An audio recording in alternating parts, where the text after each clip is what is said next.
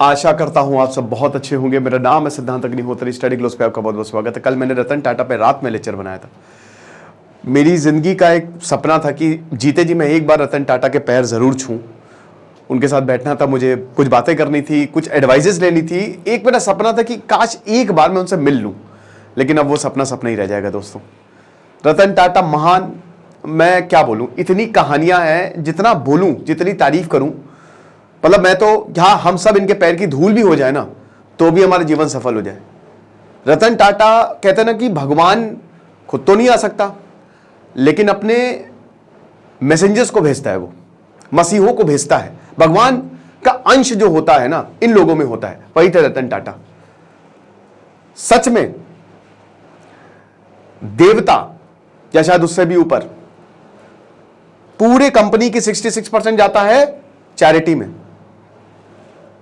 ये विश्वास करते हैं, इनका ये हमेशा से रहा है कि जितना ज्यादा इंसानों के लिए जियोगे, देश को आगे बढ़ाओगे, दुनिया को आगे बढ़ाओगे, उतना ही तुम भी आगे बढ़ोगे। इतनी कहानियां हैं रतन टाटा की, और इतनी शानदार। टाटा ग्रुप आज 200 साल हो गए, और ऐसा कोई टाटा प्रोडक्ट नहीं होगा जो आप ना यूज कर रहे हो। आपके घर में टाटा का प्रोडक्ट होगा ही होगा। वर्ल्ड वॉर 2 में ब्रिटिशर ने कहा था कि टाटा स्टील ने हमको बचा लिया। जापान जमशेदपुर में बॉम्बिंग की तैयारी कर रहा था, क्योंकि इतना तगड़ा स्टील पूरी दुनिया में, पूरे भारत में, बड़े बड़े भाखड़ा नंगल से होकर हावड़ा ब्रिज तक सब जगह टाटा स्टील लगा हुआ है। ऐसा है हिसाब किताब। तो 200 साल पहले इसकी शुरुआत हुई थी। नुकसान जी टाटा ने इसकी शुरुआत की, फिर जमशेद जी टाटा उनके बेटन को अलग ही हाइट पे ले गए, है ना। जब 1838 में उनके पास बिजनेस आया, कॉटन में बड़ा इंटरेस्टेड थे। कॉटन में इन्होंने अपनी लक आजमाई, और उसके बाद कॉटन बहुत ज्यादा, क्योंकि उस समय यहां से इंपोर्ट एक्सपोर्ट करते थे ये ब्रिटेन या यूरोप। फिर उसके बाद अमेरिका में सिविल वॉर हुई। जब अमेरिका में सिविल वॉर हुई, कॉटन बंद हो गया आना यहाँ पे, तो बहुत ज्यादा फायदा हुआ। लेकिन अमेरिकन सिविल वॉर खत्म होने के बाद यहाँ पे अगेन नुकसान, क्योंकि अगेन सप्लाई चालू हो गई। फिर यहाँ पे जो जमशेद जी टाटा है वो गए लैंकाशायर, वहां पे जो ब्रिटेन में, जो लंदन, मतलब बगल में ही लंदन, तो वहां पे कपड़े का उद्योग बहुत बढ़िया था। बोला कि कपड़े ही बेचो डायरेक्ट। तो 4 साल वहां पे रहे, बिजनेस सीख के वापस भारत आए, फैक्ट्रीज लगाई। एम्प्लॉयज उस समय नागपुर में जब इन्होंने फैक्ट्री लगाई तो एम्प्लॉय बड़े थोड़े ढीले ढाले थे। तो इन्होंने कहा कि यार ऐसे तो चलेगा नहीं, ये आ ही नहीं रहे, काम ही नहीं कर रहे हैं। तो एक काम करते हैं कि इनके लिए नई नई स्कीम निकालो, प्रोविडेंट फंड की स्कीम निकालो, इनको इंश्योरेंस दो, तो जितना ज्यादा हम एम्प्लॉयज का ख्याल रखेंगे उतना ही वो हमारा ख्याल रखेंगे। फिर जीआरडी टाटा आते हैं, जहांगीर टाटा, जिनको भारत के aviation, father of aviation sector, south east Asian countries कहती थी अगर एविएशन सीखना है तो जाके जीआरडी टाटा से सीखो। इतनी क्वालिटी पे ध्यान देते थे, इतना क्वालिटी पे ध्यान देते थे, जवाहरलाल नेहरू तक मुरीद हो गए थे। जब भी जवाहरलाल नेहरू कहीं जाते थे, यही टाटा रिलायंस एयर इंडिया में बैठ के। तो जीआरडी टाटा खुद ये सीख के आए थे, चेयरमैन बने, अगेन कंपनी को अलग ही ऊंचाइयों पे ले गए। लेकिन फिर 1950 के बाद नेशनलाइज कर दिया। बहुत दुख हुआ उस समय जीआरडी टाटा को, और एयर इंडिया की हालत बहुत खराब हो गई जब नेशनलाइज किया गया। लेकिन फिर वही नेशन बिल्डिंग में काम बिलीव करते थे कि नेशन बिल्ड करो यार, देश बिल्ड करो, कोई बात नहीं, अपने लिए तो हर कोई सोचता है हम कर लेंगे। लेकिन फिर देखा आपने एयर इंडिया का क्या हाल हुआ, अगेन टाटा ने उसको खरीदा। भाई विस्तारा की बात करें या एयर इंडिया की बात करें तो टाटा के ही पास है। लेकिन हम रतन टाटा की बात कर रहे हैं। रतन टाटा बहुत कम उम्र में माता पिता, 10 साल की उम्र में माता पिता अलग। रतन टाटा, इनके भाई जिमी टाटा दादी जी से बहुत ज्यादा अटैच थे, दादी जी नहीं पाला। बड़ी कमाल की कहानी रतन टाटा की। पता है मैं क्यों इनको कह रहा हूं कि इनके भगवान का अंश था। ये मसीहा है, ठीक है ना, है ना, ये मैसेंजर है। मैं ऐसा क्यों कह रहा हूं, क्योंकि ये ना जो बहुत महान होते हैं ना, जो बहुत ही कहते हैं कि दैवीय होते हैं, उनमें एक क्वालिटी गुण होता है, वो बहुत हम्बल होते हैं। जितना ज्यादा वो इंसान बड़ा होगा ना, उतना ही ज्यादा वो हम्बल होगा। रतन टाटा छोटे से ही देखिए कितने समझदार इंसान थे, थोड़े इंट्रोवर्ट थे, शाय किस्म के थे। तो रतन टाटा जब स्कूल जाते थे तो बड़ी गाड़ी जो है इनकी दादी जी भेजती थी, तो रतन टाटा पैदल आ जाते थे। बोलते थे, तो यहां पे बोलते थे मम्मी देखिए सब लोग पढ़ते हैं, यहाँ पे आप इतनी बड़ी गाड़ी, अगर मतलब दादी आप इतनी बड़ी गाड़ी भेज रही हो तो उससे कोई मतलब नहीं है यहाँ पे, है ना। मैं चाहता हूं कि मैं इन्हीं के साथ मिलके रहूं, बड़ी गाड़ी छोटी मोटी गाड़ी भेज दिया करिए, वरना मैं पैदल ही आ जाऊंगा। ये हिसाब किताब, इतने हम्बल रतन टाटा, और बचपन से ही हर किसी के साथ मिलके काम करने वाले।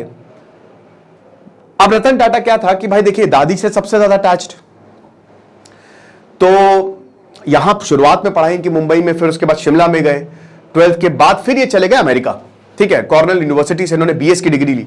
वहां पे कहते हैं कि इनको एक लड़की से प्यार हो गया था। रतन टाटा बोलते 4 बार प्यार हुआ था, लेकिन कहते हैं कि हमेशा कुछ ना कुछ करके शादी हो नहीं पाती थी। कभी मैं शादी से डर जाता था, कभी कुछ हो जाता था, लेकिन जो भी हुआ अच्छा हुआ। लेकिन पहला प्यार बताते हैं कि एक्चुअली क्या था कि वो प्यार करते थे और इनका ये था कि शादी करके कैलिफोर्निया में ही सेटल हो जाऊं, बट कहते हैं ना जो होता है अच्छे के लिए होता है। दादी जी बीमार पड़ गई तो रतन टाटा को फिर वापस आना था। तो रतन टाटा ने उनसे बोला कि आप चलो अमेरिका, भारत चलो, आप अमेरिका छोड़ के यहाँ पे हमारे साथ सेटल हो जाओ इंडिया में। तो उनके माँ बाप ने मना कर दिया कि ना। तो रतन टाटा ने छोड़ दिया, ठुकरा के मेरा प्यार मेरा इंतकाम दिखेगी। वो वापस आ गए। आईबीएम की नौकरी छोड़ने नहीं, मुझे नहीं करनी, हटा दो। आईबीएम छोड़ दिया, हटा दिया। उसके बाद भारत है, नेल्को मिला इनको। नेल्को एक लॉस मेकिंग कंपनी थी एकदम।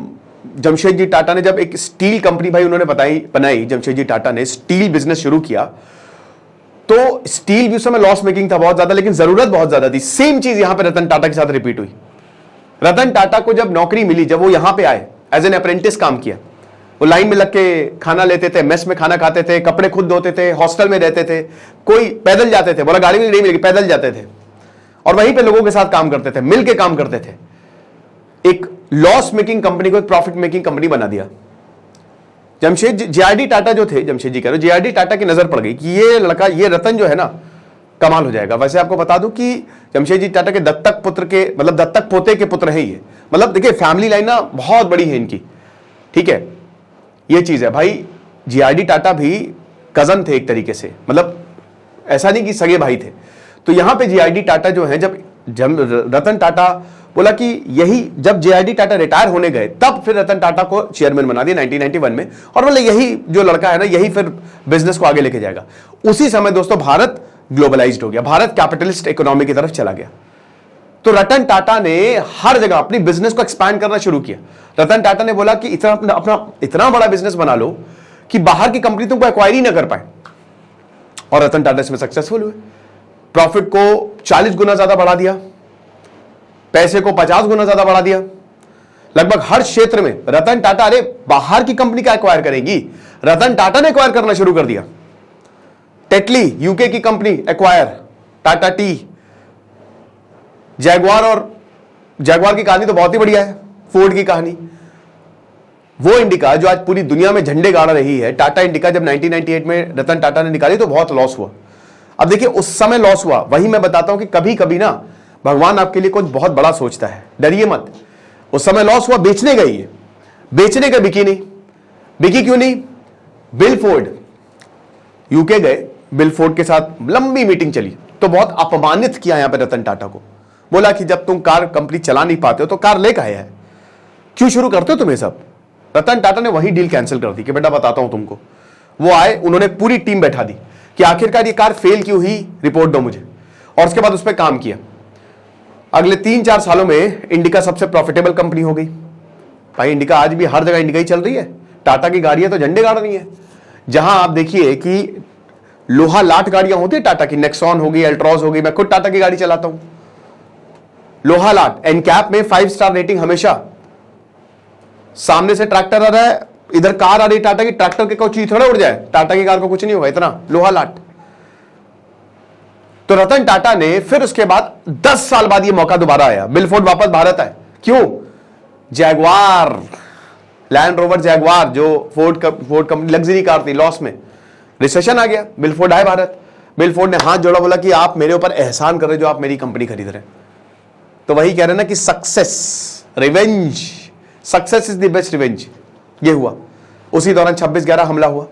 26/11 हमले में रतन टाटा बहुत ही पर्सनली दुखी हुई। रतन टाटा जो है वो होटल के बाहर खड़े रहते थे, ताज के, देखते थे लोगों की थाई। समझिए कि यहां पे जितने भी लोग, वहां पे जितने स्टाफ, जितने लोग मारे गए, पर्सनली उनको विजिट किया, चाहे जितना भी छोटा हो चाहे जितना भी बड़ा हो, पर्सनली उनको विजिट किया, उनके पूरे जीवन का खर्चा उठाया। जहां पे सरकार का कॉम्पनसेशन 10-10, 15-15 साल लग जाते हैं, 1 महीने में सबको कॉम्पनसेशन दिया। और यही जो पुलिस वाले घायल हुए थे, उनकी जिंदगी, उनके बच्चों की जिंदगी, उनके पूरे परिवार को, किसी को 80 लाख, किसी को 90 लाख, किसी को 50 लाख, और पूरा खर्चा इन्होंने उठाया कि मैं देखूंगा, कोई बात नहीं, तुम्हारा कोई नहीं है लेकिन मैं हूं साथ में तुम्हारे। समझ रहे हैं? Padma Vibhushan, second highest civilian award, Bharat Ratna क्यों नहीं मिला पता नहीं, मिलना चाहिए, बट पद्म विभूषण मिला। ये चीज है। एक सेमिनार चल रही थी तो वहां पे अलग अलग लेयर्स थी, कुर्सियां लगाई गई थी, सबसे पीछे सबसे लंबे वाले, फिर उसके बाद छोटे, और सबसे आगे सबसे छोटे वाले। रतन टाटा बीच में कुर्सी थी, तो रतन टाटा ने कुर्सी को फेंका और बीच में ही बैठ गए। फेंका मतलब वो नीचे ही बैठ गए, जमीन पे। अरे क्या कर रहे हो? नहीं नहीं कोई बात नहीं, यही तो है, जमीन से जुड़ा होना चाहिए। ऐसे मरीज कुत्तों के सब बहुत प्रेमी। शांतनु की तो कहानी सबको पता है भाई। शांतनु गले का पट्टा, जो कुत्तों के लिए गले का पट्टा बनाता था, वो जो शाइन करता था रात में, है ना। तो अब उसके बाद क्या हुआ कि मुश्किल था, क्योंकि फंडिंग की जरूरत थी। तो यहां पे रतन टाटा कुत्तों से बहुत प्यार करते हैं, तो रतन टाटा को लेटर लिखा, चिट्ठी लिखी। तो टाटा में ही काम करता था शांतनु। रतन टाटा ने पढ़ा, शांतनु को बुलाया, और आखिरी वक्त तक शांतनु रतन टाटा के साथ रहा, है ना। प्रोजेक्ट फंड किया और बहुत कुछ हुआ। इंस्टा पे भी वही लेके आया। ये चीज है। प्रिंस चार्ल्स ने रतन टाटा को बुलाया, बोला कि आइए आपको हम अवार्ड देते हैं, आइए हमारे साथ। क्योंकि देखिए पूरी दुनिया में केस स्टडी होती है रतन टाटा के ऊपर। रतन टाटा नहीं गए किंगडम पैलेस। क्यों नहीं गए? क्योंकि उनका कुत्ता बीमार हो गया था। तो प्रिंस चार्ल्स ने तारीफ की कि बताओ, ये होता है आदमी, ये है इंसान, ये है मानता कि कुत्ते बीमार हो गया, नहीं आया। इतना प्यार था उनका कुत्तों का। कोई भी कुत्ता ताज में चला जाए ना, बहुत अच्छे से ट्रीट किया जाता है, रोकते नहीं है। हम अंबानी को, अडानी को हेटर्स हैं, लेकिन रतन टाटा के कोई हेटर्स नहीं। क्यों होंगे? वो लोगों के लिए जीते हैं। 1500 करोड़ रुपए उन्होंने हंसते हंसते डाल कर दिए कोविड-19 में। एक बार क्या हुआ कि पूरे फैक्ट्री वर्कर्स ने बोला कि हमको बोनस नहीं मिल रहा, हड़ताल कर दी। रतन टाटा है, मैनेजमेंट टाटा के मैनेजमेंट से लड़ गए और वही वर्कर्स के साथ बैठ गए। वही गांधी जी वाला जो खेदा सत्याग्रह हुआ था, है ना, जो अहमदाबाद मिल स्ट्राइक हुई थी, कि गांधी जी खुद सत्याग्रह में बैठ गए थे, वही रतन टाटा खुद बैठ गए कि ना इनको आप दीजिए बोनस, आप कैसे नहीं देंगे। तो यहां पे जो वर्कर्स स्ट्राइक कर रहे थे, वो सबकी आंखों में आंसू कि इतने महान, मतलब इतनी महानता कैसे होना कि हमको बोनस नहीं चाहिए, बस आप हमारे साथ खड़े, यही हमारे बहुत बड़ी बात है। ऐसी चीज है। बाद में बोनस मिला, सबको मिला। रतन टाटा ने जो प्रिंसिपल बनाए, एम्प्लॉयज को सबसे ऊपर रखा, एम्प्लॉयज के साथ काम करते थे। एक बार टायर पंचर हो गया, रतन टाटा भाई कोई इधर उधर बट गए कि तब तक जब आएगा तब तक पंचर वाला, तब तक तो रतन टाटा खुद ही जो है वो टायर ठीक करने लगे। बोला कि भैया टाइम वेस्ट हो रहा है, अगर यहां पे जितनी जल्दी मैं टायर, वो तो आएगा जब आएगा, लेकिन जितना मैं कर सकता हूं वो तो कर लूं। ये चीज है। काम के लिए बहुत ज्यादा डेडिकेटेड। 5 प्रिंसिपल्स। एथिक्स, हमेशा एथिकल रहो। एथिकल बिजनेस हमेशा लॉन्ग लास्टिंग। भाई भारत में 90% स्टार्टअप फेल होते हैं। 100 साल 1% से कम चांसेस है कि आपकी कंपनी 100 साल से ऊपर जाए। वो रतन टाटा की कंपनी, क्योंकि एथिक्स थे, एथिकल बिजनेस। और ये रतन टाटा की जनरेशन में ही था, ठीक है, वो खून में ही एथिक्स थी। अंडरस्टैंडिंग, कि लोगों को समझो, लोगों की भावनाओं को समझो। जब तक लोगों को नहीं समझोगे तब तक कैसे आगे जाएंगे हम। यूनिटी, साथ में रहेंगे तो काम बहुत बढ़िया रहेगा। इक्वालिटी, हर कोई यहां पे इक्वल है। रिस्पॉन्सिबिलिटी लीजिए, it is very very important. और इंटीग्रिटी, ये 5 प्रिंसिपल्स है। रतन टाटा ने टाटा कंपनी को बदल दिया। 2017 में साइरस मिस्त्री आए, बहुत विवाद हुआ, साइरस मिस्त्री को हटाया गया, दोबारा से रतन टाटा है, दोबारा से चेयरमैन बने। खैर अब तो 2017 में 18 में फिर चंद्रशेखर आ गए। तो ये हिसाब किताब है। कमाल की कहानी। रतन टाटा के बारे में बहुत सारी बातें हो सकती हैं, आप रुकेंगे नहीं। उन्होंने ऐसी चीजें की हुई हैं। पर्सनली अगर कोई प्रॉब्लम होती थी, पर्सनली इंप्लॉयज के घर चले जाते थे। कभी भी किसी भी इंप्लॉयज के घर चले गए, उनके साथ बैठे, बात की, क्या प्रॉब्लम है, साथ में काम करते। कि कोई भी, मतलब कोई घमंड नाम की चीज नहीं थी। बहुत हम्बल, एकदम काइंड, सौम्य।